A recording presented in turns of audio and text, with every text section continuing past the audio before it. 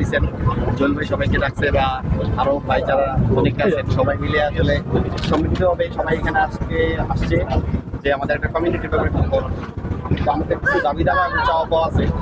তো এই জিনিসগুলো এখানে আসলে উত্থাপন করা হবে, যারা যারা বলবেন এখন বলবেন। তো এখন শুরুতে আমাদের আসলে খুব জনপ্রিয় এবং ইয়া ভাই জুয়েল ভাই এখন কথা বলবেন এবং উনি কিছু বলবে যে আসলে কি দাবি দাবা আছে। জুয়েল ভাই।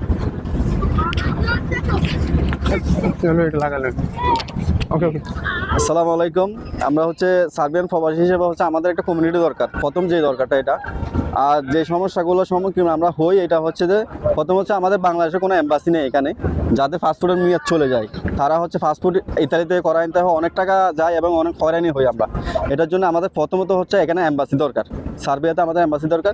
দ্বিতীয় যে বিষয়টা হচ্ছে আমাদের অনেক ভাইয়ার এখানে আসেন যাদের টিআরসি কার্ডের মেয়াদ শেষ হয়ে গেছে কিন্তু টিআরসি কার্ড নাই, করতে পারতেছে না, কোম্পানির সমস্যা, কোনো না কোনো সমস্যার কারণে এই সমস্যাগুলো হইতেছে। তো আমাদের টিআরসি কার্ড যে আমরা যে সহজভাবে টিআরসি কার্ড করতে পারি, যারা অন্য দেশে যারা আছে যেমন চায়নারা, নেপালিরা, ইন্ডিয়ারা যে সুবিধা পায় আমরা এই সুবিধা পাই না। সেই জন্য আমাদের যে টিআরসি কার্ডটা সহজভাবে করতে পারি, আমরা নিজেরা যাতে করতে পারি, যাতে কোম্পানি না লাগে, এভাবে একটা সুবিধা যাতে আমরা পরবর্তীতে আমাদের বাংলাদেশে যে সরকার আসবে এই ভিডিওতে তাদের কাছে পৌঁছাই, ওনারা আমাদের জন্য হচ্ছে এই যদি হেল্পগুলো করে। আমরা তো সার্বিয়ান প্রবাসী, আমরাও তো রেমিটেন্স দেই, সবাই কম বেশি সবাই দেই, ঠিক আছে। তো আমাদেরও তো চাওয়া পাওয়া অনেক কিছু থাকতে পারে। আর 3 নম্বর যে বিষয়টা হচ্ছে অনেকের কিন্তু কাজ নাই, আর যাদের কাজ আছে তাদের কোনো ভালো স্যালারি দেয় না। সপ্তাহে 5 দিনের কথা বলে 6 দিন কাজ করায়, আবার 8 ঘন্টা কথা বলে 10 ঘন্টা কাজ করায়। এইগুলো আমাদের উপর জুলুম করা হয়, ঠিক আছে। আমরা ইউরোপে, অনেকে ইউরোপ বলে না, সার্বিয়া বলি। সার্বিয়াতে আমরা আছি হচ্ছে একটু সহজ কাজ করার জন্য এবং কি রিল্যাক্সে থাকার জন্য। এখন আমরা দেখি যে মধ্যপ্রাচ্যের থেকে এখানে আরো বেশি কষ্ট করা লাগতেছে আমাদের আইসা, ঠিক আছে। এগুলোর একমাত্র কারণ হচ্ছে আমাদের কোনো গার্ডিয়ান নেই সার্বিয়াতে, আমাদের গার্ডিয়ান নাই এবং আমাদের এম্বাসি নাই যাদের কাছে যাই আমরা দুঃখের কথাগুলো বলবো, শেয়ার করব। এই জন্য আমরা আসলে এগুলো করতে পারি না, এই জন্য আমরা এই সমস্যাগুলোর সম্মুখীন হচ্ছি। তো আমি আমার মতো যতটুকু আমার বলার এটা আমি বলছি, আরও ভাই বারাদার আছে, সবাই একটু একটু বলবে। আমি সময় বেশি নিয়ে নিছি, ঠিক আছে ভাই, বলেন, আপনি বলেন। ঠিক আছে, আসসালামু আলাইকুম। আশা করি সবাই ভালো আছেন। ক্যামেরার দিকে তাকান। আসলে মোস্ট ইম্পর্টেন্টলি এখানে একটা দূতাবাসের প্রয়োজন। দূতাবাসের কেন প্রয়োজন? এখানে যারা মনে করেন না বাঙালি আসে, একেবারেই কম না আবার অত বেশিও না, তবে যে পরিমাণে আসে বা আসতেছে, তো সেই জন্য এখানে একটা দূতাবাস স্থাপন হওয়া এটা একটা সময়ের দাবি এখন। আর সেকেন্ডলি হচ্ছে একটা স্ট্রং কমিউনিটি দরকার, যেখানে 2-3 জন প্রতিনিধি থাকবে, যিনি বিভিন্ন সমস্যা বা প্রবলেমগুলো উনি যথাযথ কর্তৃপক্ষের মাধ্যমে উপস্থাপন করতে পারবেন, এবং কি যিনি এখানে মিনিস্ট্রি লেভেলে বা লেবার মিনিস্ট্রি লেভেলে ওনার কমিউনিকেশন থাকবে। তো সব কিছুর ঊর্ধ্বে হচ্ছে এখানে একটা এম্বাসি অনতিবিলম্বে প্রতিষ্ঠিত হওয়া প্রয়োজন। এটা হলো কথা। আর কমিউনিটি যারা থাকবে তারা হচ্ছে বিভিন্ন সমস্যা, চাকরি বা অন্তত ইভেন একটা ভালো পরামর্শ দিয়ে যেন সহায়তা করতে পারে, সেটা হলো আরো ভালো হয় আর কি। আর এখানে টিআরসি কার্ডের সমস্যা বেশি। অনেক সাপ্লায়ার এখানে আনার পরে ওরা কোনো লায়াবিলিটি নেয় না, ওরা জাস্ট ভিসা করে দিয়ে বাস এখানে এসে ছেড়ে দেয়। তো অনেকে না জেনে চলে আসে, তারা দেশ থেকে আসলে ওই অত বাস্তবতা সম্পর্কে না বুঝে চলে আসে, এখানে আসার পরে এই প্রবলেমগুলো ফেস করে। তো আর কি, এটাই।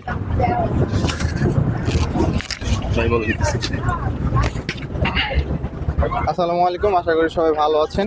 বিষয় হলো আমরা সার্বিয়া যে বাংলাদেশ কমিউনিটি আছি, এখানে সবাই একটা জিনিস ফেস করি, সেটা হলো আমরা এখানে আসার পরে এখানে যে প্রবলেমটা ফেস করি, কোম্পানি দেখা যায় আমরা যে এজেন্ট বা এজেন্সির মাধ্যমে আসি, আমরা সবাই জানি যে এটা ডিরেক্ট কোম্পানি, এটাই বেসিক্যালি হয়। কিন্তু আসার পরে দেখি এটা সাপ্লাই কোম্পানি, তখন এখানে টিআরসি কার্ডের প্রবলেমটা বেশি হয়। অনেকে আছে এখান থেকে আসেই চলে যাওয়ার জন্য, অনেকে আসে এখানে থাকার জন্য, সবার ফ্যামিলি কিন্তু এক না। তো এখানে আসার পরে দেখা যায় যেটা প্রবলেম ফেস হয় টিআরসি কার্ডের।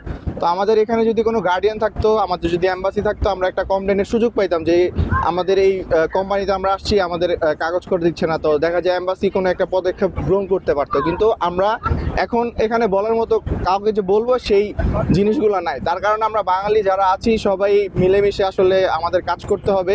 কারো প্রবলেম হলে, কারো যদি কাজ না থাকে, আমরা বাঙালি ভাই যদি আমাদের সুযোগ থাকে আমরা আরেকজনকে কাজের ব্যবস্থা করে দিব। কারো যদি সুযোগ থাকে টিআরসি করে দেওয়ার, মিনিমাম যে খরচটা হয় খরচটা দিয়েই যাতে আমরা করে দিই, এই জিনিসগুলা আমরা সবাই মেনটেন করে চলবো। আমি কথা বাড়াবো না, আমি আরেকজনকে দিব যাতে সবাই কথা বলার সুযোগ পায়। একটু যোগ করে একটা জিনিস, আমার মাস কয়েক আগে একটা বাস্তব অভিজ্ঞতার কথা বলি। সেটা হচ্ছে আমার সাথে কিছু ভাই ব্রাদার ছিল যারা ইন্ডিয়ান ওয়ার্কার, তো তাদের একটা সমস্যা হয়েছে কোম্পানির সাথে। তারা কিন্তু ইনস্ট্যান্ট ইন্ডিয়ান দূতাবাসে চলে গিয়েছে, এবং কি দূতাবাসে যাওয়ার পর যিনি কনসুলার আছেন, দায়িত্বে আছেন, তিনি সরাসরি মালিককে আলটিমেটাম দিয়ে দিয়েছেন, তুমি যদি 24 ঘন্টার ভিতরে সমাধান না করো, I will go for ministry of labour, ministry of police and I will complain you. এই বলা, এই আলটিমেটাম দেওয়ার পর ও পরের দিন আইসা তাদের সব বেতন যা ছিল পরিশোধ করে তাদের কাছে সরিও বলছে। তো এই জিনিসটা শিক্ষণীয়। ইন্ডিয়া যদিও একটা বড় দেশ, কিন্তু আমাদের দেশে এখানে অনেক বাঙালি আসতেছে এবং কি আসবে। তো সুতরাং অনতিবিলম্বে আমাদের সরকারের দৃষ্টি আকর্ষণ করতেছি যে এখানে কোনো একটা স্থায়ী দূতাবাস করার জন্য।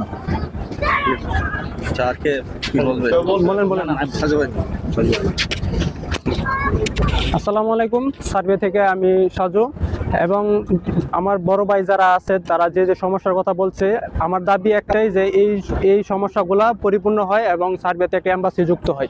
ধন্যবাদ সবাইকে। বলেন।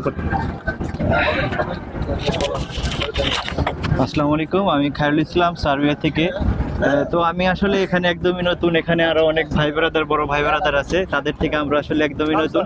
তো আমি এই 6 মাসে সার্বিয়াতে এসে যা শিক্ষা পেয়েছি সেটা হচ্ছে, আমরা মূলত এখানে আসি আনস্কিল্ড ওয়ার্কার হিসাবে। তো এই আনস্কিল্ড ওয়ার্কার হিসাবে আসার পরে থেকে আসলে আমাদের যে টিআরসির প্রবলেমগুলো, এটাই হচ্ছে মেইন রিজন। আপনি যখন স্কিল্ড ওয়ার্কার হিসাবে সার্বিয়াতে ঢুকবেন, তাহলে কিন্তু আপনি যে কাজে আসবেন সে কাজ যদি এখানে এসে করেন, তাহলে কিন্তু আসলে আপনার টিআরসি অ্যাপ্লিকেশনে কোনো সমস্যা হবে না। তাই যারা পরবর্তী সার্বিয়াতে আসবেন অবশ্যই স্কিল্ড হয়ে আসবেন, তাহলে আসলে এই টিআরসি সমস্যাটা হবে না। আর এই যে ভাইরা যেটা বললো যে আসলে এই যে কমিউনিটির ব্যাপারটা, এটা আসলে অনেক ইম্পর্টেন্ট। আমরা আসলে কোথায় যাব, কার কাছে যাব, আমাদের আসলে সুখ দুঃখের কথা তো আমরা বলতে পারি না, এটা অনেক ইম্পর্টেন্ট। এখানে বড় ভাই ব্রাদাররা আছে, তারা যদি আসলে সবাই একত্রিত হয়ে একটা ব্যবস্থা করে, তাহলে আমাদের জন্য উপকৃত হবে। ধন্যবাদ। আজকে আমাদের সার্বিয়া কমিউনিটি সকল ভাইদেরকে আজকে রেলগেটে আসার জন্য সবাইকে আন্তরিকভাবে আমি শুভেচ্ছা ও অভিনন্দন জানাচ্ছি। সবাইকে আমার সালাম, আসসালামু আলাইকুম।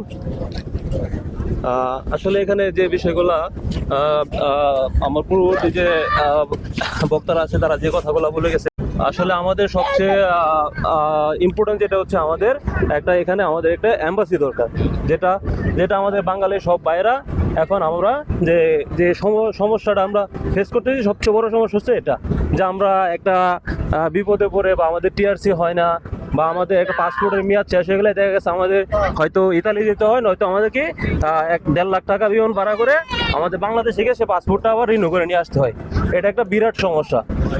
হ্যাঁ, সেক্ষেত্রে আসলে আমাদের এখানে সার্বিয়ান যে ভাই ব্রাদার আছি, আমাদের সবচেয়ে ইম্পর্টেন্ট হচ্ছে আমাদের একটা কমিউনিটি দরকার, এবং আমাদের কমিউনিটিটার মাধ্যমে আমরা আশা করি আমরা সকল সমস্যা আমরা সমাধান করতে পারবো। আমাদের সকলকে ঐক্যবদ্ধ থাকতে হবে, ঐক্যবদ্ধ ছাড়া আসলে কোনো কিছু সম্ভব না। তো আশা করি আমরা সবাই ঐক্যবদ্ধ হয়ে সামনে যে আমাদের ধাপগুলো আছে, যে সমস্যা যেগুলো আছে, এগুলো আমরা সমাধান করতে সফল হবো ইনশাল্লাহ। আসসালামু আলাইকুম, আমি জহির ভাই। আমি এখানে সার্বিয়াতে আছি দীর্ঘদিন ধরে। আমি 2022 সালে সার্বিয়াতে এসেছি। তো দীর্ঘদিনের প্রবাস জীবনে অনেক কিছুই দেখলাম, অনেক কিছুই শিখলাম। তো আমরা যারা বাঙালি আছি তাদের সকলের প্রতি আমার সালাম রইল। তো এখানে আমি অনেকভাবে অনেক কথাই বললো, সবগুলোই আসলে মূল্যবান কথা। তো আমি সেদিকে বলবো না, আমি শুধু এটুকুই বলবো, আমরা যারা সার্বিয়াতে আছি থাকার জন্য আসব। এখানে আমাদের যে শ্রমবাজারটা, এটা শুধু নষ্ট হয়েছে একমাত্র সার্বিয়াতে এসে পালিয়ে যাওয়ার জন্য, মানে গেম মারার জন্য। তো আমি যারা বাংলাদেশ থেকে নতুন করে আসবে, যারা এসেছেন, তাদেরকে শুধু এটুকুই বলবো যে এই চিন্তাধারা নিয়ে কেউ সার্বিয়াতে আসবো না। যদি এই চিন্তাধারা নিয়ে আসি তাহলে কিন্তু আমাদের শ্রমবাজারটা নষ্ট হয়ে যায়।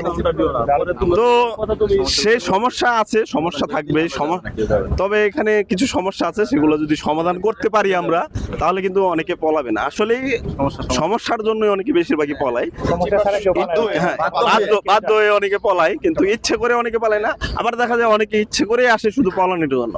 তো যদি আমাদের এই সমস্যার সমাধানগুলো করার চেষ্টা করতে পারি আমরা, তাহলে কিন্তু সবাই স্টে করতে পারবো। তাহলে সত্যিকারের তো যারা হ্যাঁ, যারা সত্যিকার এখানে স্টে করতে চায় তাদের জন্য অনেকটা উপকার হবে। তো আর বেশি কিছু বলবো না। আমাদের যে আয়োজনটা, এটা ভবিষ্যতে আরো বড় করব, দীর্ঘ করব। আগামীতে আরো মানুষজন আসবে সার্বিয়াতে। 2026 সালে প্রচুর পরিমাণে ভিসা হবে, এটাও আশা করতেছি আমরা। তো এই যে আমাদের কমিউনিটি এটা ধীরে ধীরে বড় হবে, আরো পরিসর হবে। তো আগামীতে ইনশাল্লাহ আমরা আবার চেষ্টা করব এরকম একটা কিছু করার। ধন্যবাদ সকলকে। আসসালামু আলাইকুম। আসলে সবাই সার্বিয়ার যত প্রবলেম নিয়ে কথা বলছে, তো আমি একটা জিনিস নিয়ে কথা বলবো যে আসলে আমাদের বাংলাদেশে যে হয়রানিগুলো হয়, এইগুলা আসলে ইদানিং দিন দিন আসলে বেড়েই চলছে। যেমন আসার সময় আমার ফ্লাইটটা হয়েছে কি, আসলে ওকিটি বোর্ডের জন্য আমার এয়ারপোর্ট থেকে ফেরত দিয়ে দিছে। এবং গত পরশু দিন আমার এক ছোটো ভাই আসার সময় তারা বললো যে তার ভিসা নাকি অরিজিনাল না, ডুপ্লিকেট। তারা টাকা দিছে, তখন তারা বোর্ডিং পাস দিছে এবং এখানে আসার পর কোনো প্রবলেম হয়নি। তো বাংলাদেশে এই যে হয়রানিগুলো, এগুলো তো কোনো কথা হইতে পারে না। আমি 50,000 টাকা দিলাম, এখন আমার বোর্ডিং পাস দিয়ে দিল। আমি টাকা দিলাম না, আমার রিটার্ন ব্যাক করে দিল। যেটা আমার ক্ষেত্রে হয়েছে, আমি 2বার এয়ারপোর্ট থেকে ব্যাক গেছি, তৃতীয়বার অকিটো বোর্ড, এটা সেটা। অন্য দেশের ক্ষেত্রে লাগে না, আমার দেশে কেন লাগবে? তো এই জিনিসগুলা আমরা আসলে সরকারের দৃষ্টি আকর্ষণ করছি। যারা বলছে এখানে কথাগুলো, প্রত্যেকটা কথাই খুব গুরুত্বপূর্ণ। তো এই জিনিসগুলো সরকার যেন খুব ভালোভাবে দেখে, যে আসলে আমাদেরকে যত ফ্যাসিলিটি দিবে তত আমরা আসলে রেমিটেন্স পাঠাতে পারবো। আসসালামু আলাইকুম। আমার প্রিয় বাংলাদেশি ভাইরা, এখানে ভাই জুয়েল ভাই আছে, আর অনেক ভাই আছে, সাজু ভাই আছে। আমি যাদেরকে চিনি এখানে, জুয়েল ভাইয়ের ভিডিও আমি সচরাচর দেখি। তো আমরা এখানে সার্বিয়াতে আসছি, অনেকে ভোগান্তি পার করে আসছি, অনেক কষ্ট করে সার্বিয়া পর্যন্ত পৌঁছেছে। অনেকে আছে, ভাই একটু আগে এই কথাটা বলছে যে বিভিন্নভাবে এয়ারপোর্টে হয়রানি হয়, বিভিন্ন ভিসার ক্ষেত্রেও আমাদেরকে বাংলাদেশ এজেন্টগুলো আমাদেরকে হয়রানি করে। তো এই জিনিসগুলো আমরা বাংলাদেশ সরকারের মাধ্যমে পৌঁছাই দিব, যাতে বাংলাদেশ থেকে আসা, সার্বিয়া পর্যন্ত আসা আমাদের যাতে কোনো হয়রানি না হয়, আমরা এটা যাতে সহজ করে দেওয়া হয়। আর এখান থেকে যে পালিয়ে যাওয়ার ব্যাপারটা, এটা কিন্তু কেউ চায় না। এখানে আমাদের যে ইনকামের ব্যাপারটা, তারপরে থাকা খাওয়ার ব্যাপারটা, এটা কিন্তু কেউ পারফেক্টলি পাচ্ছে না। অনেকে এটা নিয়ে ভোগান্তিতে আছে, অনেকেই কেউ বলে, কেউ বলতে পারছে না। অনেকে, আমি কথা বলছি অনেকের সাথে, তারা এই কথাগুলো আমাকে বলছে, শেয়ার করছে, ভাই এই সমস্যা। আমার নিজেরও অনেক সমস্যা আছে। আমি রিসেন্টলি একটা কোম্পানিতে জয়েন করছি, সেখানে কিছু তিনজন ইন্ডিয়ানের সাথে আমি থাকি। তারা মানসিকভাবে আমাকে পেরেশানিতে রাখছে, কিন্তু আমি এটা কাউকে বলতে পারতেছি না। তো এই জিনিসগুলা যাতে বাংলাদেশ সরকার আমাদের এখানে একটা অ্যাম্বাসি করে দেয়, তার মাধ্যমে যাতে আমরা এই জিনিসগুলো সমাধান করতে পারি, এটা আমরা বাংলাদেশ সরকারের কাছে একটা আবেদন করব, এই ভিডিওটা যাতে তাদের কাছে পৌঁছায়। আর আমরা এখানে ইনশাল্লাহ একটা কমিউনিটি করব, কমিউনিটির মাধ্যমে সবার সাথে সবার কানেকশন থাকবে। আমরা চেষ্টা করব যাতে কারো প্রবলেম হলে আমরা, কেউ কাছে থাকুক কিংবা দূরে থাকুক, কোনো যোগাযোগের মাধ্যমে এবং সশরীরের মাধ্যমে তাকে হেল্প করার জন্য। তো এটা আমরা চাই, এটা করব ইনশাল্লাহ। আমি চেষ্টা করব, আপনারাও আমার পাশে থাকবেন, ভাইয়েরা আছে, ভাইয়েরাও পাশে থাকবে ইনশাল্লাহ। এই বলার মাধ্যমে আমি বক্তব্য শেষ করছি। আসসালামু আলাইকুম। আসসালামু আলাইকুম। আমরা সবাই বাইরে আজকে আছি সার্বিয়া, বাংলাদেশে তো আছি, অনেক হয়রানি হয়। টাবর্সে বলে এক কথা, সার্বিয়া এসে দেখা যায় আরেক কথা। টাবর্সে বলবো থাকা খাওয়া কোম্পানি, ডাইরেক্ট কোম্পানি, তোমার 8 ঘন্টা ডিউটি দেওয়া হবে, 1 লাখ টাকা বেতন পাবে। আইয়া দেখা যায় 50,000 টাকা বেতন পাওয়া যায়। 8 ঘন্টা ডিউটি দেয় না, 12 ঘন্টা পাওয়া যায়। ঠিক মতন এয়ারপোর্টে থেকে আমাদের রিসিভ করে না কোম্পানিরা, লোকেশন দিয়ে দেয়, ওই হস্টেলে দিয়ে বসে থাকো, খাইছি না খাইছি ওইটা দেখে না এসে। আমরা সবচেয়ে থেকে বাংলাদেশের এজেন্টরা অনেক দুর্নীতি করে। ইন্ডিয়া থেকে আসতে লাগে হুদা 2 লাখ 3 লাখ টাকা, আর আমাদের আসতে লাগে 14 লাখ টাকা 13 লাখ টাকা। আমরা ঋণ খারাপি করে আসি সার্বিয়া, আইসা এটা ঠিক মতন আমরা পাওয়া যায় না।